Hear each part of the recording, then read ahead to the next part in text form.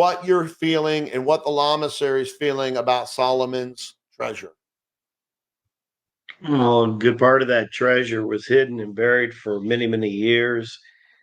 It was moved in different arcs from time to time, and the Lamasery at different times would have awareness of where those moves were happening, being around 3,000 years. And as you said, Jimmy, having people around. From what we understand, only about 10% of that has been moved. That means 90% of it has not transferred, and it is in the process of transferring to the children of light, the ones that show Abba that they are a spiritual, really awakened. You're going to see other findings like we found years ago with the Dead Sea Scroll.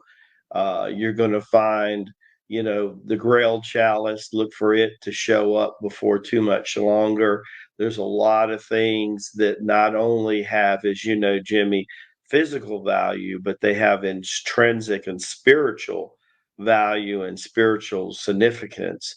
We're going to also find that there are silver and gold mines that have never been found before that are going to show up.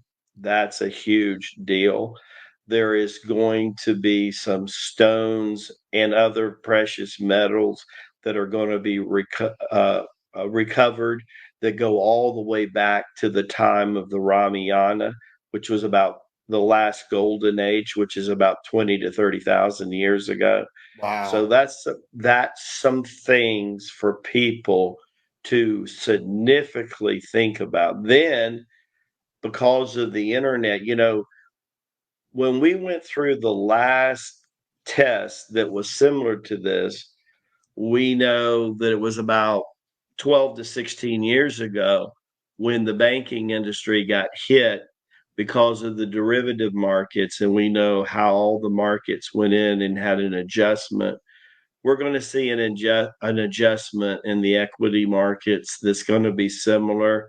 Uh, but just like real estate, not every asset is going to be hit. This is going to be a the time where people have to know what is happening and when it's happening. They have to be pertinent to timely information. One of the main reasons, Jimmy, we started Ladies from the Lamasery is because, most of the time I can pick a day, but as you know, the other day, the Holy Spirit spoke to me and said, this needs to get out right now. Yeah. And it was breaking news. And people might remember several episodes ago on the Patriot and the Llama and mastermind webinars, I started talking about Shanghai a week before anybody in any major publication Oh, started yeah. talking.